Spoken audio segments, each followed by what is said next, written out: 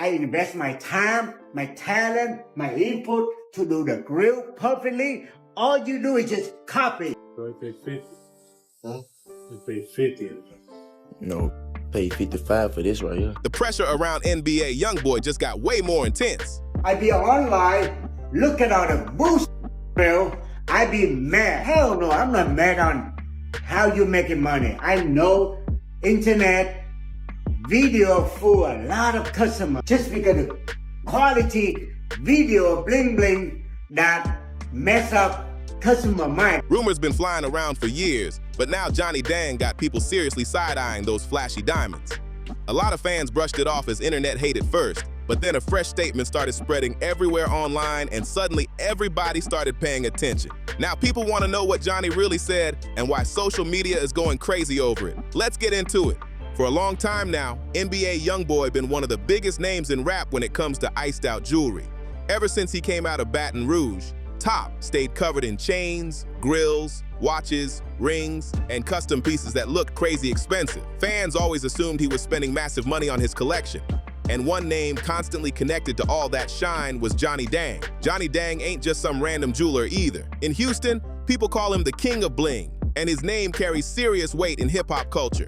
For over 2 decades, rappers from all over been hitting his shop for custom jewelry. Lil Wayne, Migos, Travis Scott, and plenty more artists trusted him with their pieces. I'm not mad you're making money on the grill.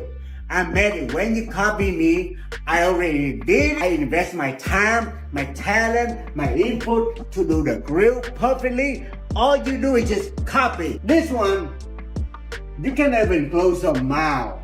Number one. So when YoungBoy started showing off jewelry that looked like Johnny's work, nobody questioned it. It made perfect sense.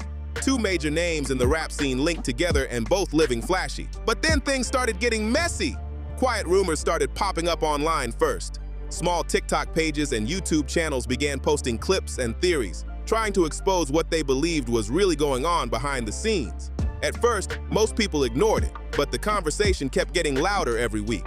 The situation really exploded after Houston rapper Sauce Walka came forward with accusations aimed directly at Johnny Dang. Sauce claimed he spent millions at Johnny's store over the years, but said some of the stones he bought were allegedly lab-grown diamonds being presented like natural ones.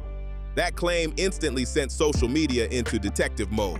After Sauce Walka spoke up, fans started connecting every rapper tied to Johnny Dang into the drama. NBA YoungBoy's name got pulled into the middle fast. People even brought up an unreleased song from around 2020 called Johnny Dang Big Pistol, where YoungBoy shouts the jeweler out while talking heavy about money, jewelry, and status. Suddenly, old lyrics and old videos started getting looked at very differently online. NBA YoungBoy been seen in photos and videos for years, rocking flashy pieces that fans believed came straight from Johnny Dang's shop. So once all this talk about lab-grown diamonds started heating up online, people instantly started wondering if YoungBoy got caught up in the situation too. Social media wasted no time throwing his name into the mix, and the rumors started spreading fast. But here's where the story takes a turn. Not every chain hanging off Top's neck came from Johnny Dang at all. Some of the biggest and most talked about pieces in YoungBoy's collection actually came from a completely different jeweler. The man behind those pieces is Sean, the owner of Shine Jewelers out in Philly. I ain't never paid not $1 for that chain a day in my life. He sent me that chain. Hey, this chain, why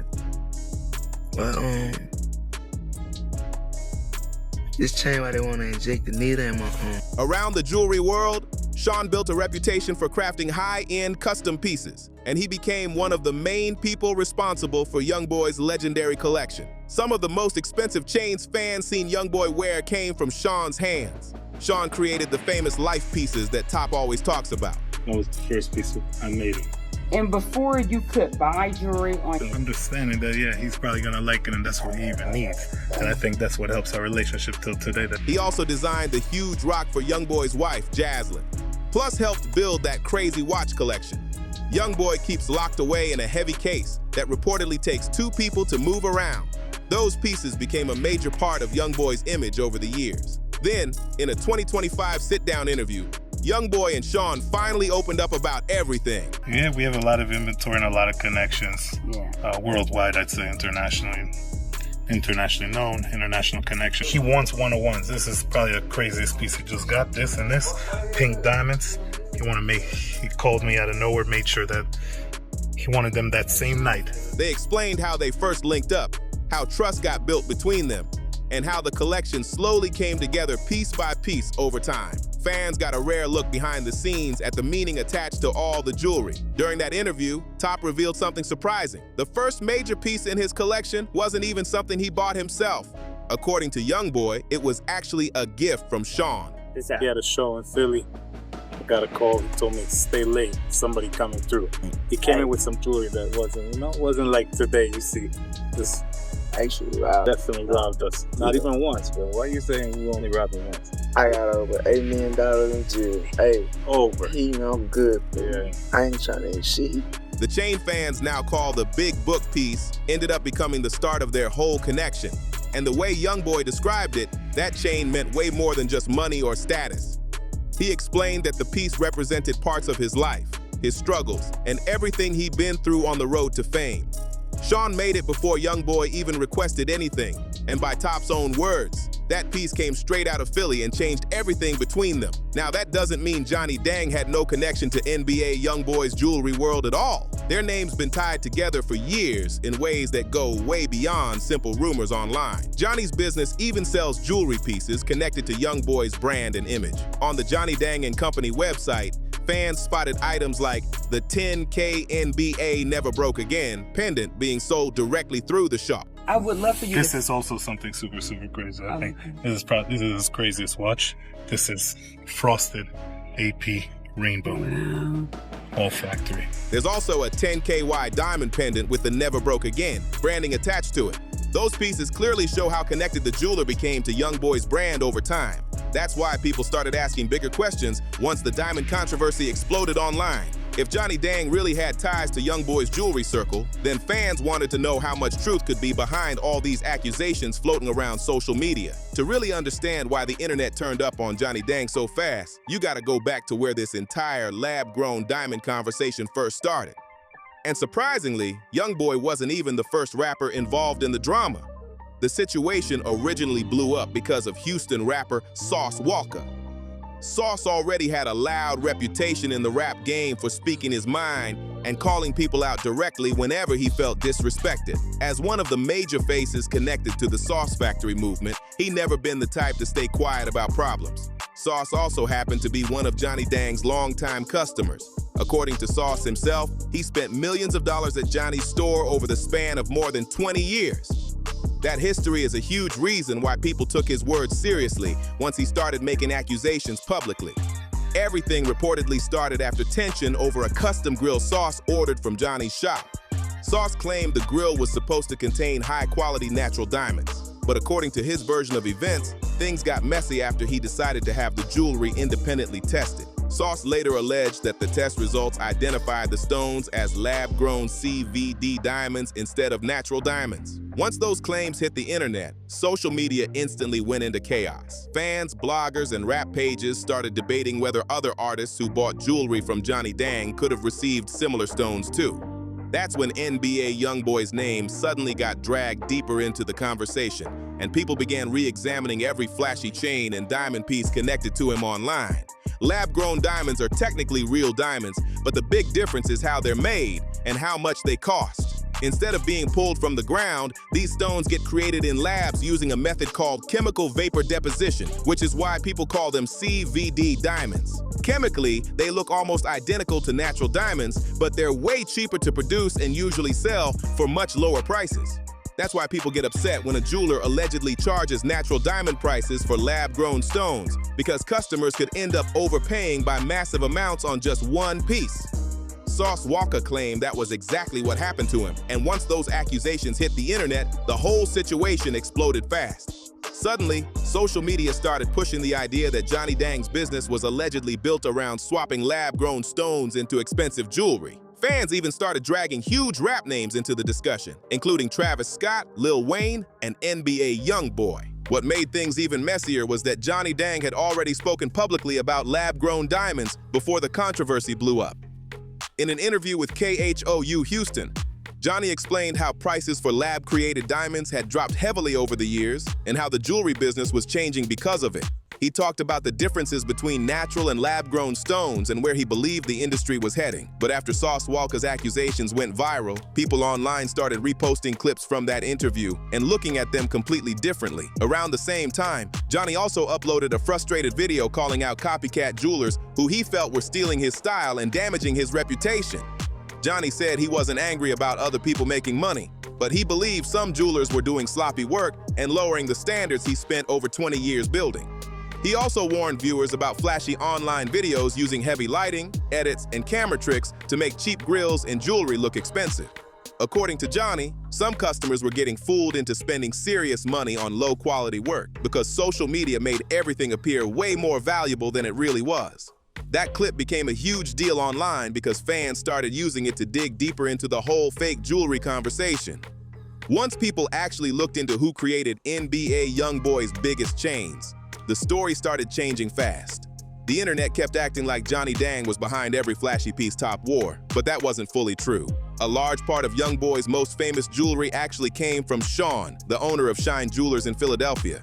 When YoungBoy and Jaslyn sat down for that multi-million-dollar jewelry collection interview, Sean personally walked viewers through the collection and explained how many of the standout pieces were made. That interview completely shifted how some fans viewed the situation because it showed another jeweler played a massive role in building YoungBoy's image. During the interview, Sean focused heavily on the Big Book chain, which YoungBoy considers one of the most important pieces he owns. According to Sean, that chain was the very first custom piece he ever made for Top, and it basically started their entire relationship. What surprised fans even more was hearing that YoungBoy never even requested the chain in the first place. Sean designed it on his own and sent it as a gift. And ever since then, Top reportedly kept it close because of the meaning attached to it. Sean explained that his process with YoungBoy became unique over time because he learned Top's style so well that he could predict what designs he would like before even showing him. Instead of waiting for requests, Sean would create custom concepts himself and then bring them directly to YoungBoy, which helped build trust between them and led to some of the rapper's most recognizable jewelry pieces. The bond between NBA YoungBoy and Sean is really what helped build that massive jewelry collection from the ground up. Sean explained during the interview that some pieces started from YoungBoy bringing him direct ideas, while others came entirely from Sean's own creativity. Their process worked back and forth like a real partnership. Over time, Sean learned exactly what Top liked, how flashy he wanted certain pieces, and what matched his image best. According to Sean, some custom chains and jewelry designs took months to complete because every little detail had to be perfect. He talked about spending 4 to 5 months carefully putting together certain pieces, making sure the diamonds, cuts, and layouts all matched YoungBoy's style. Emerald-cut diamonds, pear-shaped stones, and fully custom settings were all designed to fit Top's brand and personality. The amount of work behind these pieces showed they weren't random purchases thrown together overnight. Sean then started talking about what he called one of the wildest pieces in the entire collection, the pink diamonds. He claimed YoungBoy contacted him from the East Coast demanding those rare stones immediately, wanting everything handled fast. Sean explained that this kind of pressure became normal in their relationship because Top expected rare pieces whenever he wanted them, and Sean had the industry connections to make it happen. According to him, his jewelry business had international contacts that allowed him to source hard-to-find pieces from outside the country when needed. He even admitted that if YoungBoy changed his mind after a custom order, Sean sometimes had to take the financial hit himself. That level of trust became a huge part of how they operated together. The interview also dove deep into YoungBoy's luxury watch collection, including pieces like the frosted AP Rainbow, the Blueface 5990 Rose Gold Patek, the RM1103 with the pink band, and the Big Bang.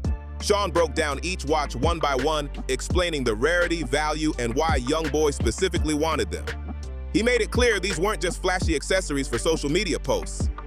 Many of the watches were limited edition investment pieces that could hold or increase value over time. Toward the end, the conversation even shifted to the custom wedding ring Sean helped create for Jaslyn, adding another personal layer to the collection. Sean openly admitted that he was the person who designed Jaslyn's wedding ring, although he joked that YoungBoy was putting major pressure on him to make sure the piece looked absolutely flawless. According to Sean, Top wanted the ring to stand out in a huge way. just like the rest of his collection. But even though Sean handled many of YoungBoy's biggest custom pieces, fans still point out that NBA YoungBoy and Johnny Dang clearly had connections too. Johnny's company has sold Never Broke Again branded pendants online, and the two have also been seen around the same events over the years. That's why some people online still believe Johnny played a bigger role in YoungBoy's jewelry story than others want to admit. The debate keeps growing because fans are trying to figure out exactly who made what and how deep each relationship really went behind the scenes. The story of how YoungBoy and Sean first linked up is a huge reason their bond became so strong over time. According to Sean, everything started during a show in Philadelphia. He said somebody told him to stay late because an important guest was coming through, and that guest ended up being NBA YoungBoy. From that moment forward, Sean claimed the connection happened naturally. During the interview, Sean even referred to Top as his real brother, saying the relationship quickly became deeper than business. YoungBoy also spoke on their first meeting and explained that Sean treated him with a level of respect he hadn't experienced from other jewelers before. The conversation later turned funny when they brought up old moments where Sean allegedly taxed YoungBoy extra on watches and jewelry. Both of them were laughing while telling the stories, with Top joking that Sean got him more than once. But YoungBoy didn't seem bothered by it at all and treated the whole thing like playful business between close people. He even admitted there were times he wasn't seriously planning to buy certain pieces anyway, so he didn't take the prices too seriously. With a collection reportedly worth millions sitting in storage, YoungBoy made it sound like overpaying on one item wasn't something keeping him stressed. YoungBoy basically made it clear that loyalty matters more to him than chasing the cheapest price. If he believes a jeweler delivers quality work, he's willing to spend extra money and stay locked in with that person instead of shopping around somewhere else. During the interview, Top also opened up about where his obsession with jewelry first started. He talked about the very first NBA chain he ever owned and explained that piece changed everything for him. According to YoungBoy, that chain sparked his love for custom jewelry and flashy designs. Before he ever had serious money, he used to watch other rappers around Baton Rouge wearing chains and diamonds, dreaming about one day having his own collection. He even mentioned a local rapper who had passed away, saying that person's style inspired him heavily and made him hungry to shine too. Once YoungBoy finally started making real money, he said he made sure to buy almost every major piece himself. He explained that his father bought him his very first chain, but after that, the rest of the collection came straight from his own pocket. Top also revealed that he doesn't just look at jewelry as flexing for cameras or social media posts. He sees the collection as part of his long-term wealth and something he can eventually pass down to his children. YoungBoy explained that no matter what happens in life, those pieces remain valuable assets attached to his name. He even spoke about how jewelry can still hold value during difficult times because it's physical property that can be protected and passed on. That mindset is why he takes the quality of Sean's work so seriously and pays close attention to every detail. According to YoungBoy, he actually studied jewelry over the years and learned how to recognize clean diamonds, flawed stones, fair pricing, and signs that something might not be worth the money. He made it sound like he's far more knowledgeable than people assume online. Because of his experience buying expensive pieces for years, Top believes he can spot differences in stone quality and understand what belongs in his collection. That's why some fans argue he wouldn't be the easiest person for a jeweler to fool when it comes to diamonds or high-end custom work. The conversation around NBA YoungBoy's jewelry collection is still going strong online, and the whole situation really comes down to a few major events that got fans talking non-stop. The first big moment was the Sauce Walker controversy. Sauce publicly accused Johnny Dang of allegedly selling him lab-grown diamonds while charging prices usually connected to natural stones. That situation was very real and instantly became one of the hottest discussions in rap culture. Then came the second major moment, Johnny Dang's viral video where he went off about copycat jewelers.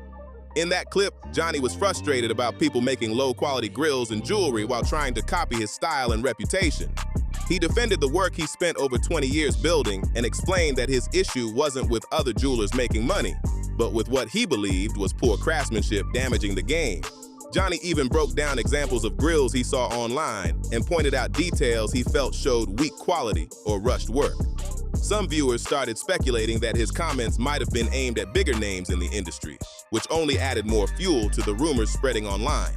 The third major part of the story involved the jewelry products connected to NBA YoungBoy's branding that appeared on Johnny Dang and Company's website. Fans noticed pendants and diamond pieces using NBA Never Broke Again themes being sold directly through the store, and many people immediately took that as proof Johnny made all of YoungBoy's jewelry. But that doesn't automatically mean every major piece in Top's personal collection came from Johnny himself. A lot of those products appeared to be inspired by YoungBoy's image and branding rather than exact replicas of pieces he personally owned. Once fan pages started posting screenshots from the website, the internet ran wild with theories connecting everything together.